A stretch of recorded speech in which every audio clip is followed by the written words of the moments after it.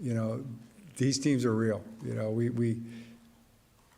when you're in this division, you got to play them twice a year. You understand them. It's not just this year. The best division in the NFL right now is indeed the AFC North. The Ravens 7-2 with separation, but not a ton. That could change if they go 2-0 on Sunday and Thursday next week and sweep the Browns and Bengals this season. Pittsburgh, Cleveland, and Cincinnati all at 5-3. And as hot as the Ravens are right now, watch out. Those Bengals have a healthy Joe Burrow, and they have their own 4-game winning streak going on right now. All right, a big football weekend for us here back at home, but let's take a look at the weekend forecast in detail, shall we? Now, the Future Scan, which is our computer model that we use to actually make the weekend forecast, you see some rain here as we head through Friday. It's mainly light stuff. On and off here and there, kind of drizzly. But then the much cooler air sets up. Even Friday is going to be a cooler day, but Saturday, sunshine, blustery for Veterans Day, and Sunday for the Ravens game, it looks like maybe a few afternoon clouds here and there. But overall, I'm going to call it a sunny day. So the scattered showers Friday, 59. Veterans Day on Saturday, blustery chill. Going to need some heavy jackets with 57 and 55, bright and chilly, but less wind for the Ravens game kickoff on Sunday. Thank you, Jonathan. Coming up on Fox 45 News at 6 o'clock, Maryland's juvenile crime crisis. A Maryland delegate speaks out on the need for juvenile justice reform. And the latest on the trial of former City State's Attorney Marilyn Mosby. A summary of the proceedings and opening arguments after the break.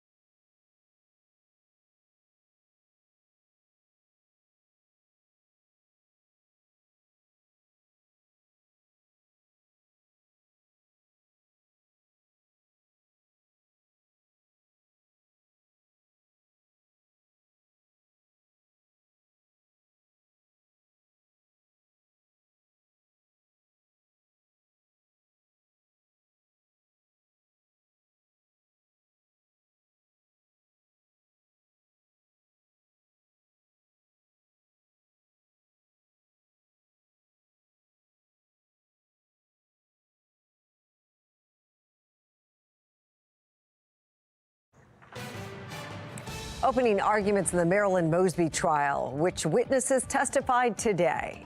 Baltimore leaders launching a new plan to stop car thefts, pressing the mayor on why it took so long for the city to fight the record number of stolen cars.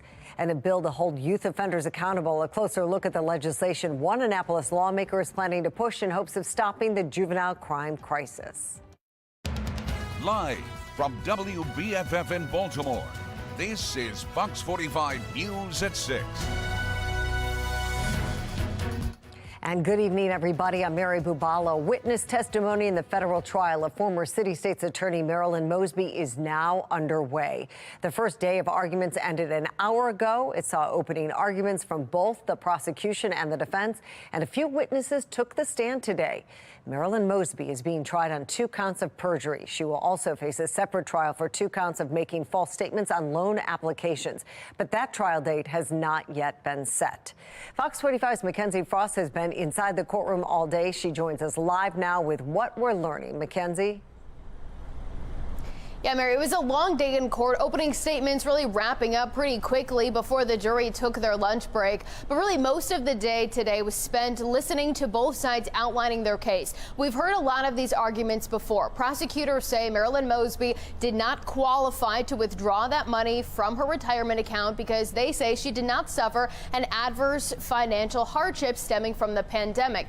Today, we learned that Marilyn Mosby initially had plans to make some real estate investment properties in Baltimore, later shifting those plans away from the executive director of the city's retirement services system, talking about how those initial notifications went out to city employees, telling them about the CARES Act and how they could withdraw money if they qualified. Then really much of today's testimony was spent hearing from an FBI forensic accountant who says she went painstakingly through combing through various financial accounts from Marilyn Mosby. And then later this afternoon, we heard some recordings of Marilyn Mosby when she called Nationwide. That's the lending agency handling the city's retirement accounts. She called Nationwide asking questions about the qualifications for people to withdraw money under the CARES Act utilizing the financial hardship qualification. Today, the testimony taking most of the day, Mary. We are expecting to return tomorrow for more direct testimony, and then we're going to get to cross-examination. The defense already saying they plan to have lengthy cross-examination. And one thing to keep note of, we are expecting this trial to perhaps take days, with the prosecution saying they needed approximately 3 days. Today, we heard from them directly saying they could wrap this case up tomorrow, all depending on the length of this cross-examination. And then it'll go over to the defense for them to call their various witnesses, and we do expect to hear from Marilyn Mosby on the witness stand. It's just a matter of when that will actually take place. Again, we're expected to resume testimony tomorrow at 9:30. But for now, we're live outside the federal courthouse in Greenbelt. Mackenzie Frost, Fox 45 News. Interesting, Mackenzie. Thank you. Fox 45 will be in the courtroom for every day of the trial, bringing you the latest developments. To follow along and learn more about the controversy surrounding Marilyn Mosby, head to foxbaltimore.com. Baltimore police make an arrest in a homicide from more than a year ago. 24-year-old Gerson Diaz is charged with shooting and killing a man in October of last year. Police say it happened on Annapolis Road in South Baltimore. Officers responded to the scene where a 37-year-old man had been killed. Investigators took Diaz into custody last week. He's charged with first-degree murder. Mary? We cannot continue to have this conversation of arresting the same young people over and over and over again. I'm tired of it. The police commissioner tired of it. The women and men on the street are tired of it. Scott and Baltimore police leaders say a group of teens in the city is stealing cars over and over again. Mayor Scott and Commissioner Worley announcing a new plan to curb the spike in car thefts we've seen in Baltimore this year. The initiatives include multiple steering wheel lock distribution events, system upgrade clinics to improve security in Kias and Hyundais, distributing GPS trackers for city residents to put in their cars, and expanding the city's network of license plate readers. With auto theft spiking throughout the year, Fox 45 pressed the mayor today on why it took so long for city leaders to come together and take action. We saw this really explode in June, July, over the summer. It's now November. I'm curious to know why now these initiatives are being announced and implemented and not 4 or 5 months ago. So I guess you missed that when we said we started with this work in 2022, right? So this has been happening since there was a viral TikTok video that went last year, and we've been working on this issue since then. We're going to continue that. This is an update to an already existing strategy. So your question is just frankly wrong. Well, despite the work the mayor said that started in 2022, this year, 2023, more than 9,300 auto thefts reported citywide. Baltimore on pace to pass 10,000 cars stolen by the end of this month. Juvenile auto thefts are up 166% over the last year. And of the nearly 700 auto theft arrests made this year, 250 of them were juveniles. The mayor today doubling down on Baltimore City joining a lawsuit against car companies Kia and Hyundai. The mayor says defects in some of their cars make them easier to steal and left Baltimore residents vulnerable to crime. Fox 45 News has spoken with victims of car theft who say they want the city to focus less on the car companies, more on the criminals stealing these cars. The city of Baltimore should be responsible as well for the amount of theft. They're catering to the children. Yeah. They're catering to the lawbreakers. There's enough of this going on that the families, the community, the laws, the mayor need to do something. Well, today the mayor and police commissioner said Kias and Hyundais make up a majority of stolen cars in Baltimore. Less than 2 months ago, during his confirmation hearing, Commissioner Worley said those cars only make up a third of all stolen cars in the city. Fox 45 News reached out to the police department to ask about the jump in numbers. We have not yet heard back. And if you have a stolen car story or know somebody who's been impacted by the spike in auto thefts, we want to hear about it. Scan that QR code right there on your screen. Tell us what happened. Or you can send an email to news@foxbaltimore.com. As youth crime continues to spike, a Maryland delegate is speaking out about the need for juvenile justice reform statewide. Fox 45's Alexa Ashwell spoke with that delegate about how he plans to tackle the issue. Juvenile crime is a statewide issue. One Maryland lawmaker says juvenile justice reform needs to be top priority after a recent armed robbery in Baltimore County. The armed robbery, police say, was committed by two juveniles in this Walmart parking lot last week, reigniting calls for juvenile justice reform. The state of Maryland, we continue to send the exact wrong message to youth offenders and violent criminals that we will accept your behavior, we'll make excuses for it, and that was the wrong message. It was wrong then, it's wrong now when we pass this juvenile justice reform, and this is just another perfect example of that. Maryland Delegate Nino Mangione echoing the frustration voiced by people. They know that there's no consequence for them. Police and even prosecutors.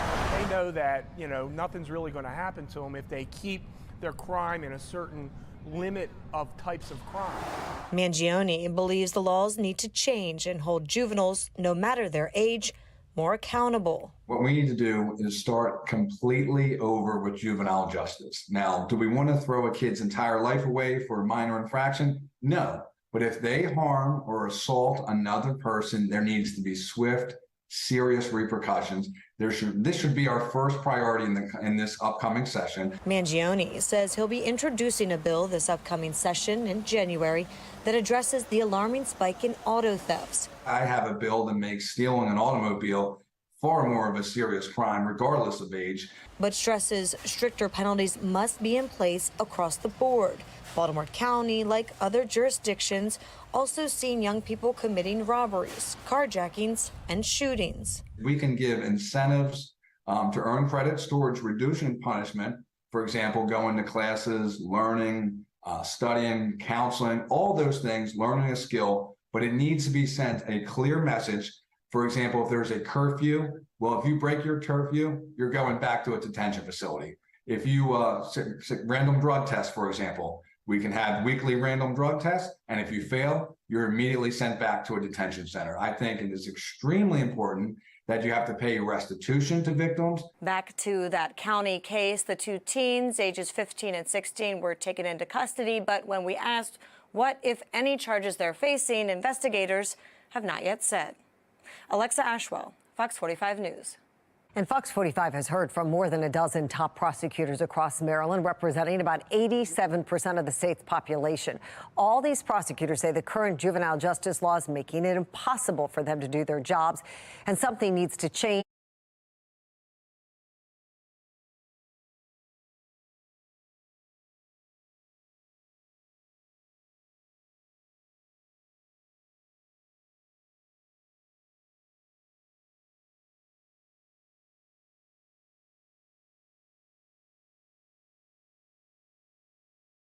in Annapolis.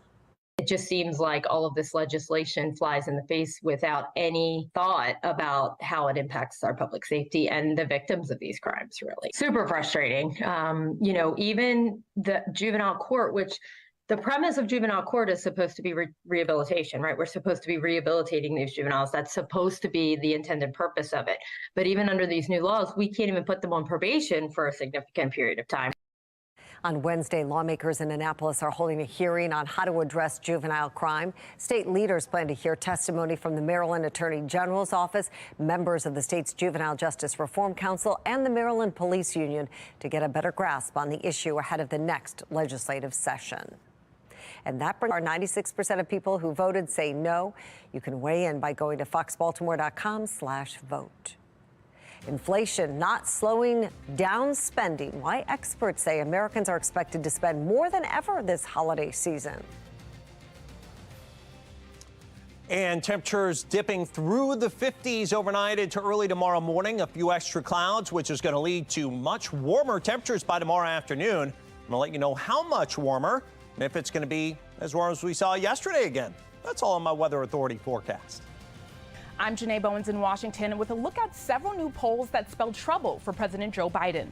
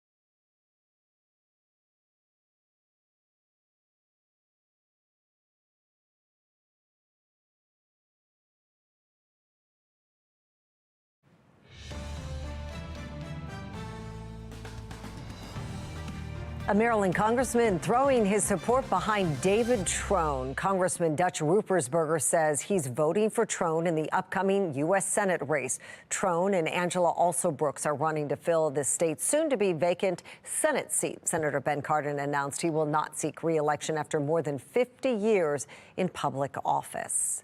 Well, turning to the presidential election now, new polls are spelling trouble for President Joe Biden. He's losing support from key Democratic blocs, and he's trailing former President Donald Trump in several swing states.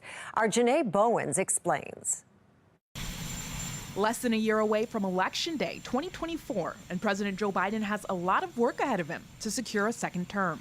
he just looks weak. And I'm not talking about physically. Harsh criticism from comedian and media personality Charlemagne the God highlights Biden's waning support from key Democratic voting blocs. An ABC Ipsos poll shows Biden's favorability with blacks is low at 49%, and even lower with Hispanics at 33%. Support from younger voters is lagging too.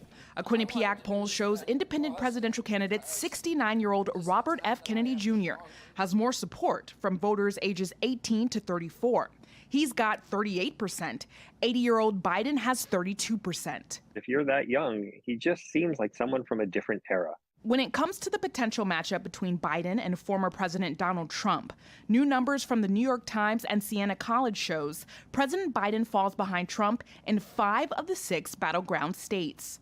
Voters say the economy and Biden's age are 2 huge factors. A lot of concern about the age issue, and that is something that I think he needs to ponder. Former Obama advisor David Axelrod suggesting Biden needs to carefully think about whether he should continue to seek re-election. Just do a check and say, is this the right thing to do? However, Trump's legal troubles could be Biden's saving grace. That same poll shows roughly 6% of voters across those 5 swing states would switch from Trump to Biden if Trump is convicted. Trump has been very skillful at kind of belittling the attempts to get him, whether it's on impeachment or convictions or January 6th hearing. Now, Mary, another political expert tells me it's still too early to read too much into these poll numbers. A lot could happen between now and next November. But the consistently negative polling for Biden should have his campaign worried. The big question then, Janae, how is the Biden campaign handling this latest news and all of it? Right. So I spoke with a Biden campaign spokesperson, and he told me it's too early for these types of polls. He also points out that former President Barack Obama had similar approval ratings when he was running for re-election. However, David Axelrod, who you just heard from in that piece, says one of the biggest differences is age. Obama was 50 and Biden is 80 years old. Mary. All right, Janae Bowens, live for us in D.C. tonight. Thank you so much.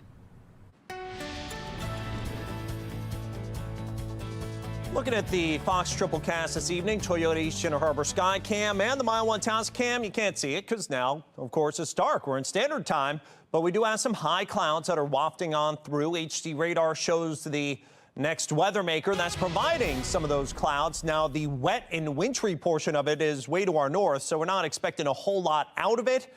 But there is going to be a warm up ahead of it and another cool down behind it. And it's going to be a day-to-day thing. So let's go ahead, break things out for you. 57 degrees right now. Mile One Towns Cam. Winds out of the south and southeast at 5 miles. Now, those south and southeast winds have been plaguing us at easterly fetch off the bay as well as the Atlantic Ocean, which are only in the 50s right now, has been keeping those temperatures tempered today. Actually, this got updated. 62. It's actually a high of 63. At BWI today. There were 50s and 60s all across the map after 74 yesterday. Not a bad day, but a lot cooler than we were yesterday. Temperature now 57 here in Baltimore, 52 at Cockeysville, 53 at Bel Air. HD radar again shows that weather maker with the rain and even some snow and ice up toward Quebec. The southern and western periphery of it that is eventually going to be moving our way. Well, that doesn't have a whole lot with it. So expect a few clouds overnight. Few clouds tomorrow. Ahead of that system, it turns warm.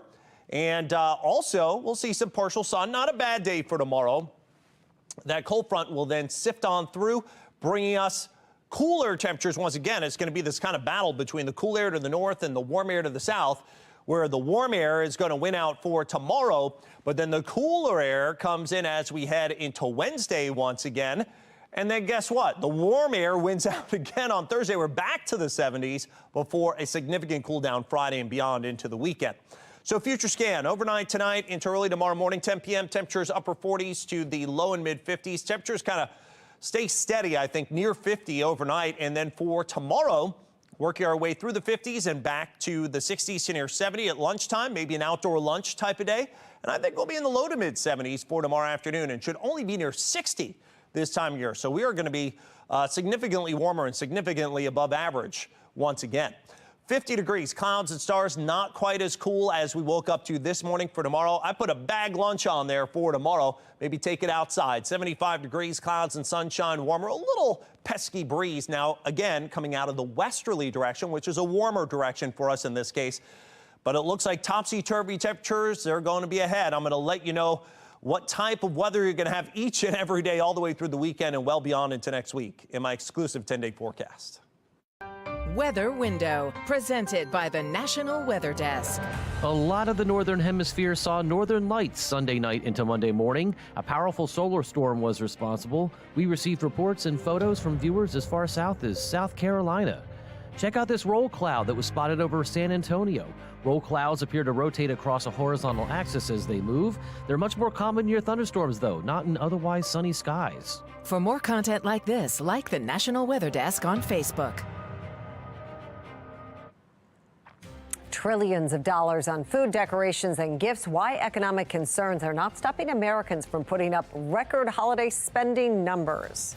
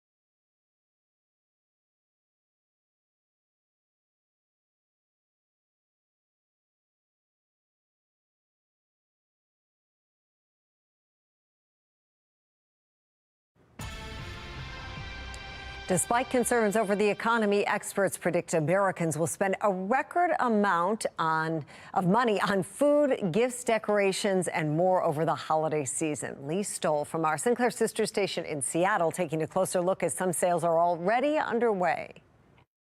It's the season for spending. Holiday sales are expected to hit a new high, close to $1 trillion. NRF is forecasting that total holiday sales during the months of November and December could reach as high as $967 billion. The holiday shopping season seems to start earlier and earlier every year. Well, now there's a reason. They want more time to find deals, and they want more time to really spread out that shopping. According to Deloitte, 66% of shoppers will try to find deals during the Black Friday Cyber Monday week, relying on promotions to offset inflation. We tend to find the most deals and the best deals all concentrated around that one big weekend. According to the Chamber of Commerce, Washington shoppers were 11th for the highest holiday spending in 2021. Gift cards are still a top choice, along with beauty and self-care products. Shoppers are finding influencers and social media to be increasingly important when it comes to hearing about deals, but also discovering new products and things that they didn't know they needed. I'm Lee Stoll, KOMO News.